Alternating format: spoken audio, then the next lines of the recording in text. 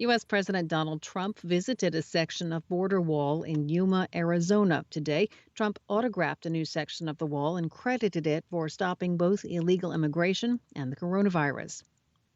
He said, "Our border has never been more secure." He added, "This is the most powerful and comprehensive border wall structure anywhere in the world."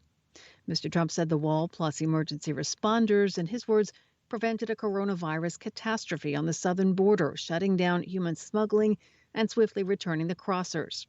Without these public health measures, he said, the southern border would be a global epicenter of the viral transmission. Arizona is among several hotspots in the country for the COVID-19 outbreak. Ahead of Trump's visit, the Arizona Department of Health on Tuesday reported nearly 3,600 new coronavirus cases. Overall, the state has more than 54,000 confirmed coronavirus cases and has recorded more than 1,300 deaths. That's according to Johns Hopkins University research. Before he left for Arizona, President Trump voiced new concerns about the country conducting too many tests for coronavirus. He said on Twitter, cases are going up in the U.S. because we're testing far more than any other country and ever expanding. He continued, with smaller testing, we would show fewer cases. The U.S. is leading the world with 2.3 million confirmed coronavirus cases and more than 120,000 deaths. American health experts have often said one key to controlling the outbreak is to test as many people as possible, and if they are infected with COVID-19, to trace others they may have come in contact with.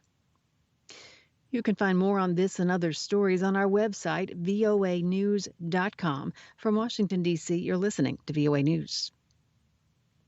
A powerful 7.4 magnitude earthquake shook southern Mexico Tuesday, killing at least 2 people and damaging several buildings. The quake was centered near the Pacific Coast resort of Huatulco and was felt nearly 700 kilometers away in Mexico City. It caused buildings to sway and sent thousands of residents into the streets. Much of the damage is minor, with broken windows and collapsed walls, but authorities say buildings collapsing did cause both of the deaths. The state-run oil company Pemex said the quake caused a fire at its Salina Cruz refinery, which was quickly put out. At least 140 aftershocks have been felt. Geologists say southern Mexico, where 4 tectonic plates merge, is particularly vulnerable to strong earthquakes. An 8.0 magnitude quake hit the area in 1985. Pakistan Tuesday ordered India to cut its embassy staff in Islamabad by half, just hours after New Delhi announced a similar decision.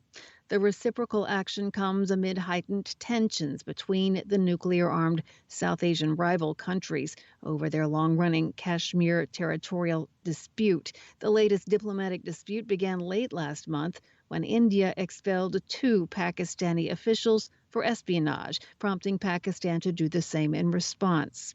Bilateral tensions have deteriorated since last August, when Indian Prime Minister Narendra Modi's government unilaterally stripped the Indian-ruled portion of Kashmir of its decades-old constitutional semi-autonomous status. And New Delhi also placed the Muslim-majority region under a strict security and communication lockdown to deter violent reaction against the move, though some restrictions have been partially eased. The World Meteorological Organization said Tuesday it's seeking to investigate record high temperatures reported from inside the Arctic Circle June 20th. At a news conference in Geneva, WMO spokeswoman Claire Nullis told reporters the UN Weather Agency is seeking to verify the reported 38 degrees Celsius temperature in the Russian town of Verkhoyansk amid a prolonged Siberian heat wave and increased wildfire activity. The WMO says it will confer with Russia's weather agency.